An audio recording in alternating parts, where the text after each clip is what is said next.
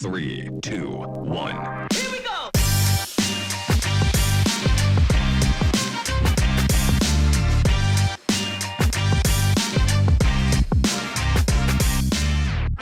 Welcome to the System and Soul Podcast, a place for founders and entrepreneurs to discover breakthrough in their business. I'm Benj Miller, fellow founder, business coach, and your host. This is your place to gain clarity and control as you lead through the challenges you face every day in your business. Running a business is just hard, so we're bringing you the conversations with people who are figuring it out, have figured it out, to help you find breakthrough. Welcome to the System and Soul Podcast. Ladies and gentlemen, welcome back to another episode of System and Soul. We've got a fun one here today. We're going to be talking about how we can use data for self-awareness, how we should be thinking about and managing risk in our businesses, and then always important, how do we bring ideas into reality? So super fun conversation we're going to have today. We're going to jump right in. Olivier, welcome to the show. Benj, well, thank you so much. Thank you for having me. Yeah. Give everybody just a real quick, what you do, your world, how you got to this place, so we can get a little context for what we're going to talk about today.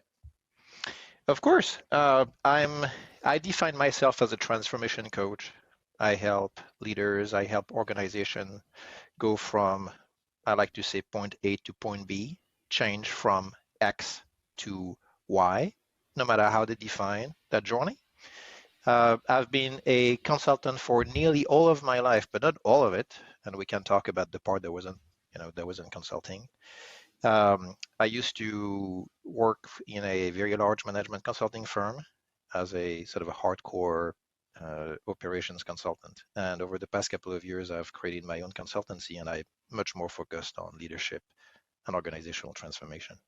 Yes, the Ministry of Talent. Is That's the name correct. of your business? Yes. Mm-hmm. Awesome.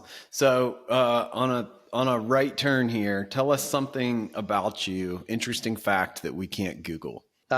One fact you might not be able to Google, although I don't know, would be that early in my career, I was selling uranium to Korea. That was my job. Like North Korea or South Korea? Well, South Korea. Okay, that's fine. But you know that those two, well, we can call them countries. They're still technically at war, and so Yeah. I, just like many people in South Korea and hopefully in North Korea, I'm still hoping for reunification at some point. So I like the ambiguity of saying, hey, maybe one day there's going to be only one Korea. Yeah. It doesn't seem imminent, but I appreciate your optimism. All right, so we had a fun kind of pre-conversation here. You kind of queued me up for where we're going. So let's dive right into data for the sake of self-awareness. That the title in itself is interesting. I don't think many people are thinking about it, so I'm super curious how you've gotten here, what you're thinking. Well, I can tell you a bit of how I came to appreciate the importance of self-awareness. As a consultant, I was doing a lot of change management work. I mean, not for the sake of it, but most of the work we were doing around outsourcing or offshoring did require a lot of change management support. And although I think we were doing a fairly good job at the time with the tools we had, I always felt we were missing some sort of element to really understand what makes people change, or conversely, what makes people resist change and stay kind of stuck in a particular state. And it was only after I started to connect with a company called the Predictive Index, and I'm not particularly promoting them, but I happened to get to know their owners, and I ultimately worked for them and with them. And it was only when I started to get inside the world of behavioral analytics or behavioral assessments that I realized that the part that had been missing throughout all these years of change management was to really understand what makes people tick and start to appreciate how you can really think about change, even in an organization as a whole. You have to appreciate how each individual is wired not just in relation to change, but just what makes them a unique individual with their own unique needs. And that started me down the path of, I think, greater focus on leadership. What makes people good leaders? And I think that out of the three things that make people good leaders, the first one, and probably the most important, is self-awareness. And I think it's very hard to reach true self-awareness without having data to tell you Yeah. exactly who you are. And conversely, you do the same when you start to engage other people around you. So I'm only vaguely familiar with predictive index. I think I've taken it and have my report somewhere, and somebody talked to me through it at one point. I know other assessments a lot better, but talk us through, like, when you're seeing that report that comes back on somebody and you're having this conversation with them and how it relates to change. What are the couple of indicators that you're really cluing in on that spectrum? Because it kind of grades on a bunch of, or grades is the wrong word, but plots you on a bunch of different parallels. What are the things you're looking for that tell you how somebody's going to respond to change? Yeah, well, and we don't have to go into the details of how that particular assessment is built, but at a high level, one of the factors is called dominance. That's your desire to exercise control over things, over events, over people.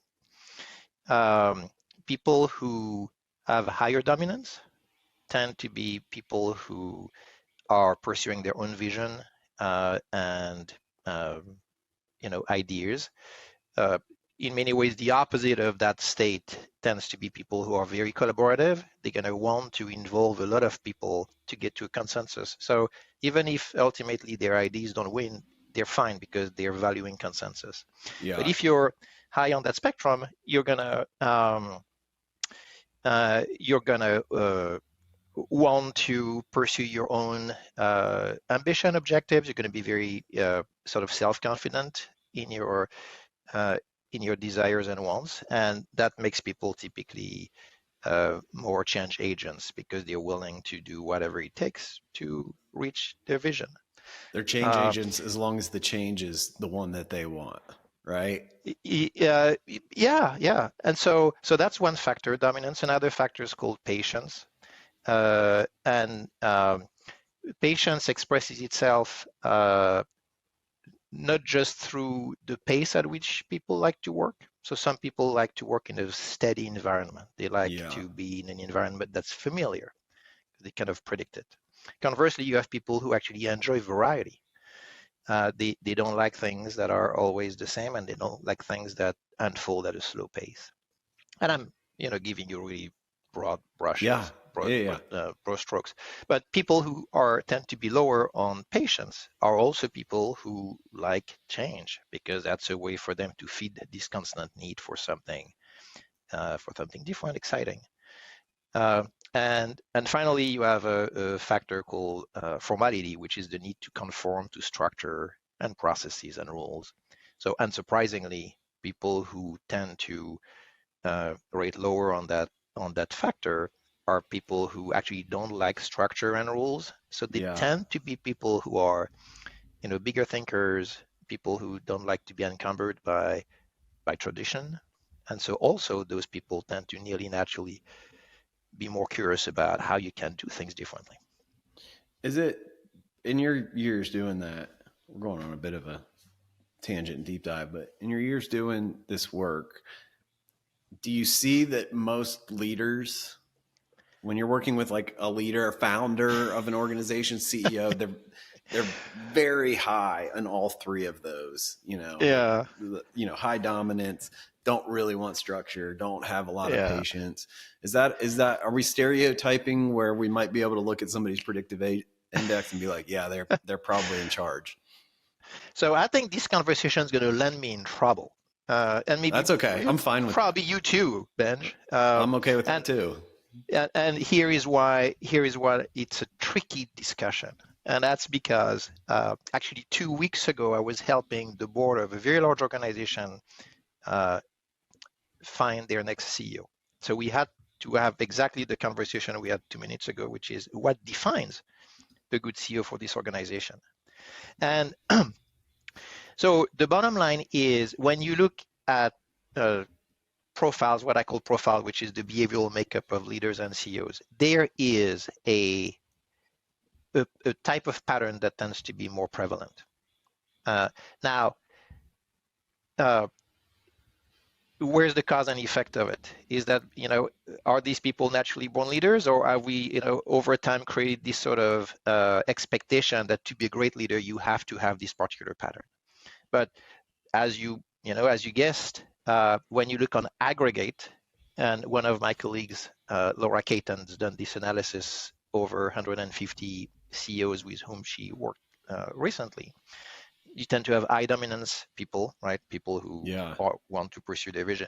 One thing that we haven't talked about is extraversion, which is your ability to bring people socially into relationships, and that's typically to also bring them more easily into your vision.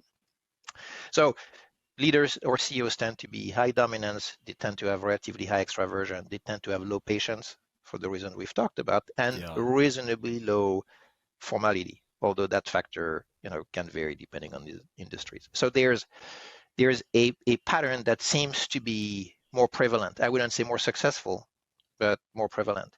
And this can land you in trouble because in this board there was one individual who's the former CEO is just retired of a extremely large financial services company in the US. And his pattern is radically different from this typical CEO.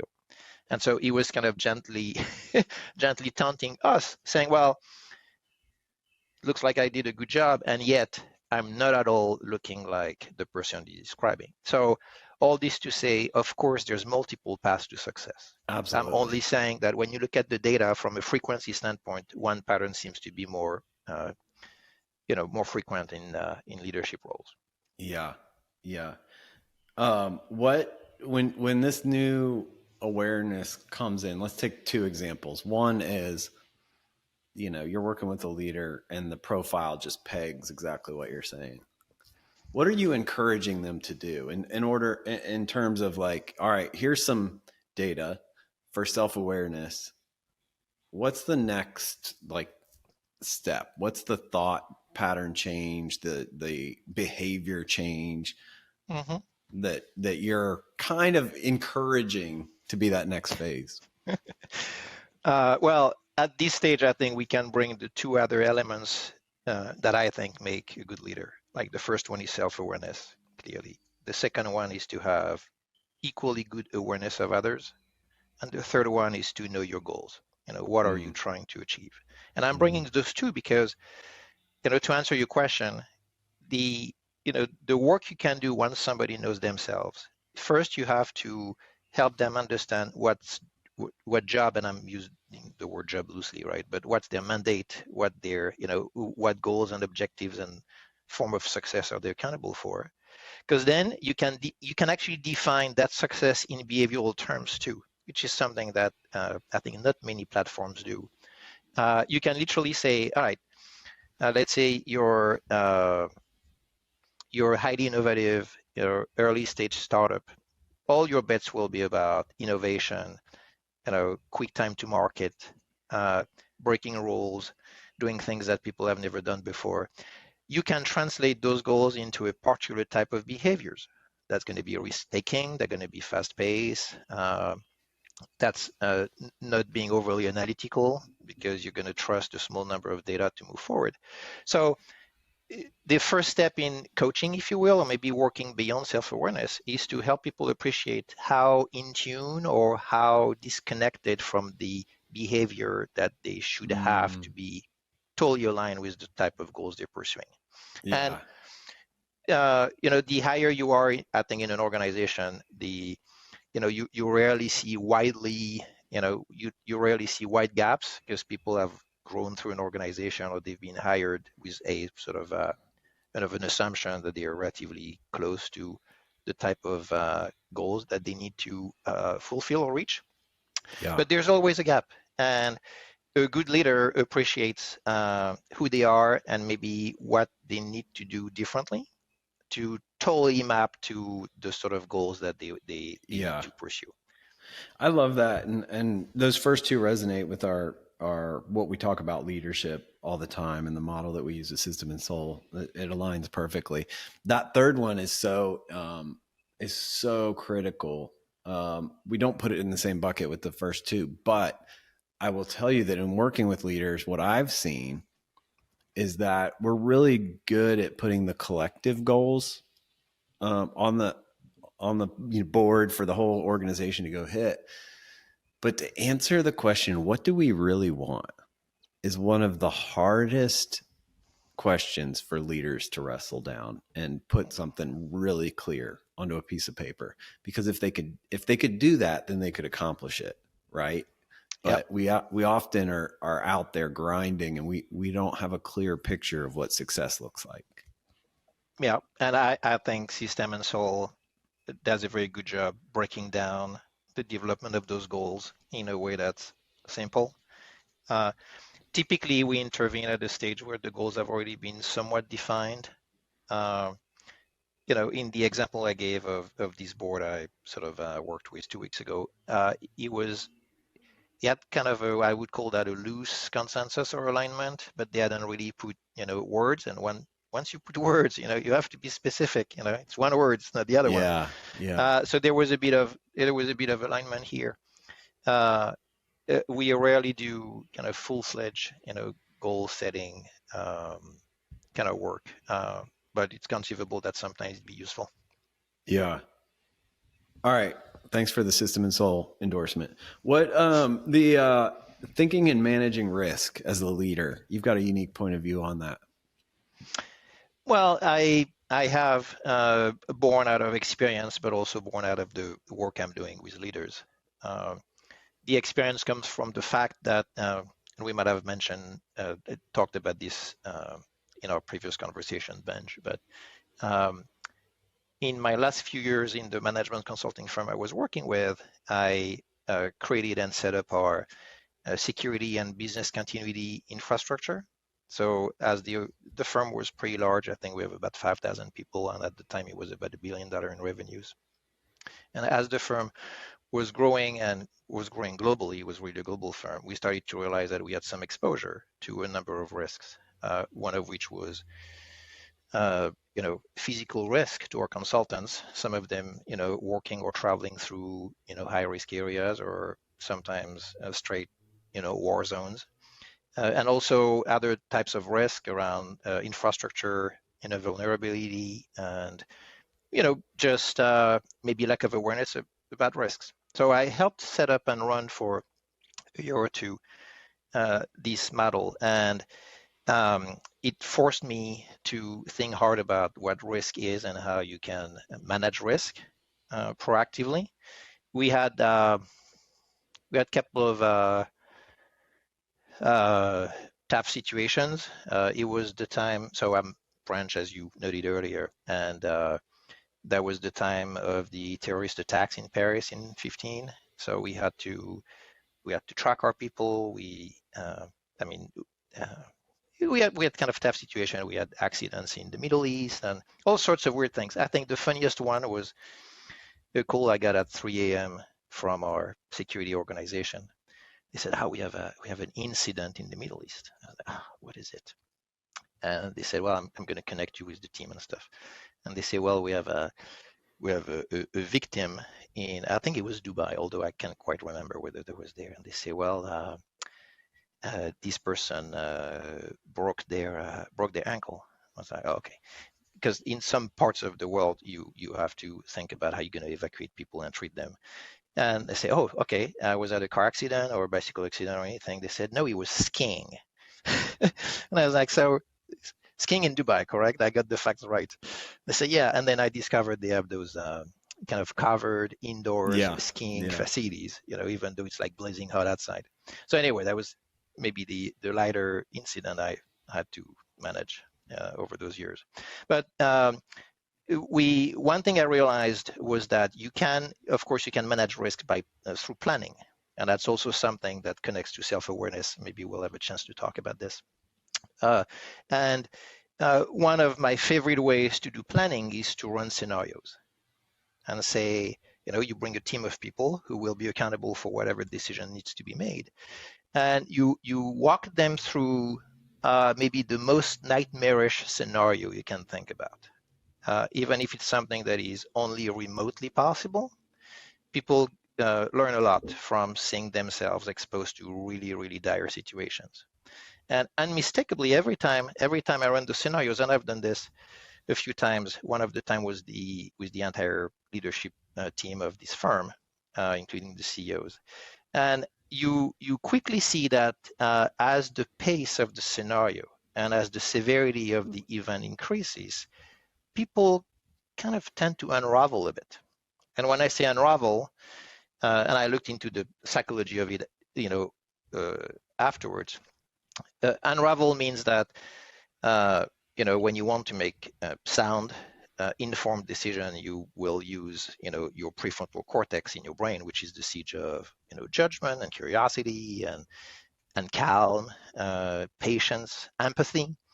And so when the scenario starts, people have this very composed, controlled way of dealing with the situation. Okay, well, let's look at the fact. What are the options? But the more the pace increases and the more people feel cornered in their options, and you do this, you design the exercise to force them in that corner, of course. People start to realize, in fact, they don't realize on the spot, but when you do the postmortem, you see how people increasingly under the pressure of time start to shift their decision making from their prefrontal cortex, which requires time to think, and data, to your limbic system, your sort of primal brain, the one that's the siege of fight, flight, freeze. Yeah. And in fact, I ran that exercise. I ran a scenario a few months ago with a group of executives not so long ago. And what started as a very calm, poised crowd ended up with people screaming at each other on Teams, coming up with decisions that were just plain crazy, right? To try to deal with the situation. And that's how we all work as human beings. The less time you have, the more pressure you have, the higher the threat you feel, the less rational you are. And so this sort of intersects with my work around self-awareness, because some people will be more prone to this phenomenon depending on their behavioral makeup, right? Their appetite for risk, for example, will influence how early in the process they will start to freak out. Because some of them are pretty comfortable with uncertainty, pretty confident in their own ability to make decisions, and some others will struggle early in the process. So some of my work lately, and I would say over the past 18 months, had been to help people realize what's their own approach to risk and uncertainty, so that they can anticipate their own behavior, and maybe more importantly, they can appreciate how differently people around them would react. And unsurprisingly, after our little conversation about what's the typical CEO profile, what I always see is that leaders, of course, tend to have a much higher appetite for risk, much greater tolerance to uncertainty than most people working around them. As employees or associates. So it's very important for leaders to appreciate how differently they see the world, and how high their threshold for discomfort is compared to people they might be working with every day. There, you just reminded me, one of them, we've used this in almost all of my businesses for as long as I can remember, but the introduction of Stephen Covey's book, The 7 Habits of Highly Effective People, he talks about this idea of your production over your production capacity. And it's a ratio, right? One's over the other. So right now I'm producing 8 out of 10 and you're my boss and you want 10 out of 10. So you carrot stick, try and get 10 out of 10 out of me. And his whole premise is that's a fool's errand, because if you can get my capacity, grow my capacity as a leader to a 13, 14, 15, I can actually produce more at work and still have more margin in my life to be a happier person. So I think what I've seen through this is that anytime you have a big life event, whether it's personal, like you get married or have a kid or another kid or another kid or whatever that, or, an aging parent, or whether it's in the work, a promotion, you went from a technician to a manager. Now you're a leader. Now you're a leader of leader. Like every time one of those happens, you're forced to grow your capacity. So it just resonates with what you're saying. Part of that capacity is your capacity to deal with variables that are getting thrown at you all the time, whether it's risk, whether it's, people problems, but that's what leadership is growing that capacity to be able to deal with all the things that freak people out and they're not sure how to deal with. Yeah, I couldn't agree more. And in the world of risk management, that expresses itself in through planning. The more you can plan ahead for events, even those are unlikely, the more you actually create this buffer of thinking, which I like to call, reacting versus responding. The more you plan, the more you give yourself time to think about, potential events, the more you're in a space of response, which is rational, which is composed, which is confident, which is fact-based, as opposed to reaction, which is, oh my God, what is going on? And, and suddenly you're under pressure and you're going to make suboptimal decisions. And yeah, it's not just in risk. In many ways, I think the more self-aware you are, the more you can actually find pockets of margin in yourself by knowing what keeps you in a space of high performance, but also knowing who else you can rely on, who might have actually greater buffer in some circumstances than yourself. Oh, that's a great call out. That's yes. Good call out. All right. So I have a feeling that this is going to build on itself, from self-awareness to managing risk to taking ideas to reality. Is that a question, Benj? A very open-ended question. Yeah. Well, I can claim to say that there's a rational link with the rest of what passionates is a passion for me. In the heydays of the internet craze, which you might remember in the kind of late 90s, early 2000, there was the time I went to B school, which was really the worst environment to not have ideas about businesses. And so I launched a small venture because, that was pretty much the only thing you were doing at the time, right? We were all chasing big ideas. So I think I realized rapidly, the chasm between ideas and bringing them to reality, and what I would call execution. And this is something I've seen later on. My clients struggle. Even the biggest organizations in the world struggle with how to execute on ideas. And these days I do executive coaching, and I work with probably small organizations, but everybody has a propensity to struggle with good execution, which in many ways is why you exist, right? You help people break down execution complexity into simple parts. Again, maybe the connection with self-awareness is that I've seen again and again and again that leaders tend to, I've told you about this gap between leaders' appetite for risk and the appetite for risk of the people around them. You see the same gap actually in so many different dimensions. Like, for example, when you look at measures of engagement of employees, over and over again, you see that leaders overestimate the amount of engagement of their employees. And there's reasons why they would, but until you create some awareness around this through data, it's hard for them to appreciate how disengaged some of their employees are, because themselves as leaders, they're pretty gung-ho about their company. They understand the vision. Maybe they have a wealth creation model that's more favorable. So they tend to overestimate engagement. And the same goes for execution. And we have data to back that up. systematically leaders overestimate the execution capabilities of the organizations. If you ask the leaders about, their capabilities, they'll be, yeah, we're pretty good, and you're going to ask them to rank across different dimensions. And then you're going to ask the very same question to people down in the organization, the people who actually carry out the work, and you'll see a discrepancy. Sometimes it's reasonable, sometimes it's big. Yeah. Because people who actually do the work are like, no, it's not as easy as you think. We have a term for this. We call it CEO distortion.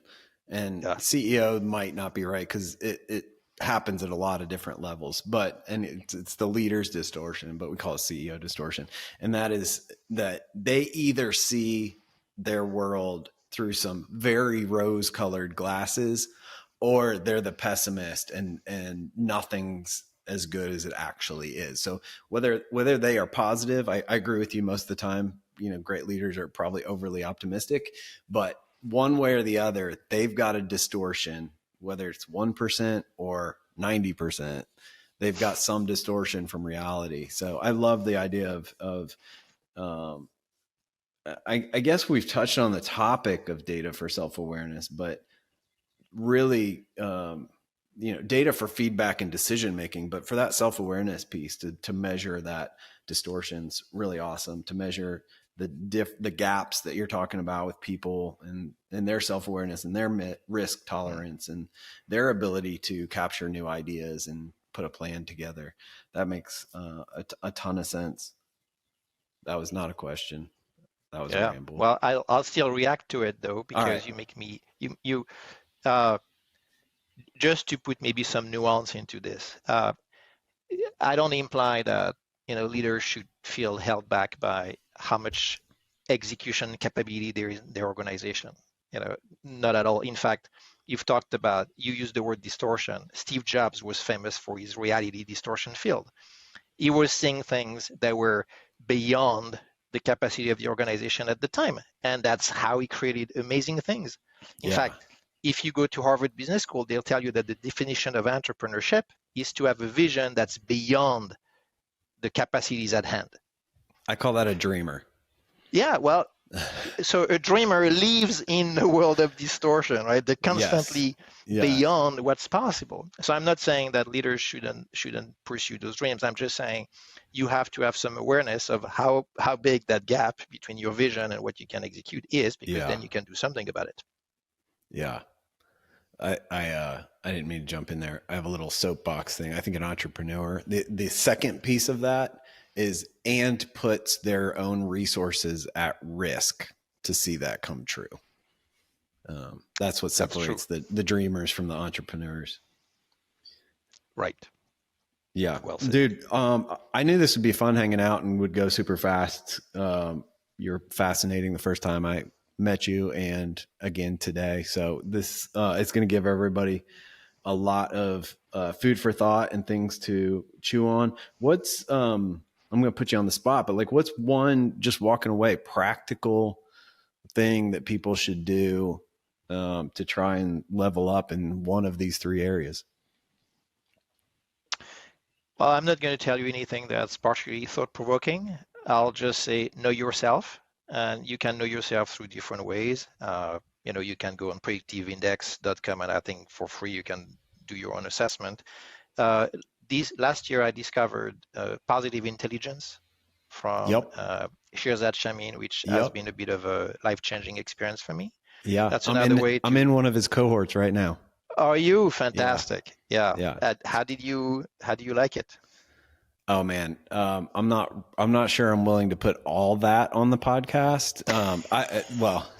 It has been. I felt like there was like 2 weeks in there where they were like beating the crap out of me in order to, I knew there was something on the other side of it, but like, you kind of have to. It is self-awareness because you have to face your demons in that in order to figure out what to do with them and listen to the voice of the judge and all that. So it was intense. We're kind of on the back half now where it's less intense and more constructive, but it's a great, yes, leaders should definitely look into that.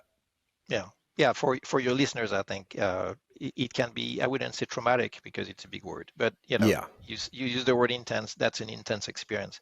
But and I'm sure there's many other ways to gain some self-awareness. But I think starting with the humility to say, hey, maybe I don't know myself as well as I should, and be curious about what you learn. That I think is a good simple practice. Yeah.